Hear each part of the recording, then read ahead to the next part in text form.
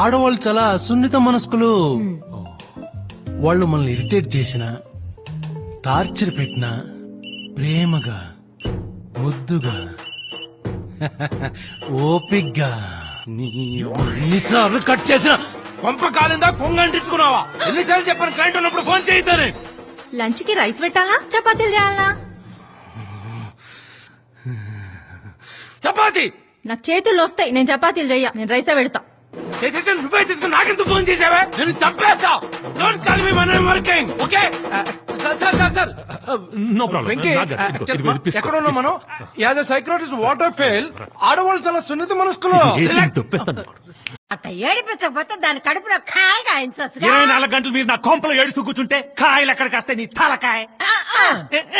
అమ్మా, పెద్ద చిన్న లేకుండా మాట్లాడుతుంటే మీరేం మాట్లాడరేంటండి? అంతేగా అంతేగా. నిన్ను తిట్టాలో, కొట్టాలో, జాలిపడాలో. ఎలా ఉంది వెంకీ? బాగుంది. ఇంత బ్యాడ్ గా ఉంది. బాలేదంటే బాలేదని చెప్పొచ్చుగా. ఓపెన్ గా ఉండు వెంకీ. నిన్న నుంచి ఎక్స్పెక్ట్ చేసేది ఇది ఒక్కటే. ఓహ్ ఓకే. ఎలా ఉంది వెంకీ? ఆయిలీగా ఉప్పుగా ఉంది. అంత రూడ్ గా చెప్తావేంటి? కష్టపడి చేశాను కదా, కొంచెం కన్సర్న్ గా బానే ఉందని చెప్పొచ్చుగా. నీ నుంచి ఎక్స్పెక్ట్ చేసేది ఇది ఒకటే. అమ్మాయిని ఏమన్నా అడగాలంటే అడగండి బాబు. నాకు మీరు తప్పితే ఎవరున్నారు? మీరేం చెప్తే అది అడిగేంటి. జాబ్ చేస్తున్నావుగా. అబ్బాయితో నా టైమింగ్స్ ఎలా ఉంటాయో తెలియదు. పెళ్ళైన తర్వాత జాబ్ మానేస్తే better. I will handle it.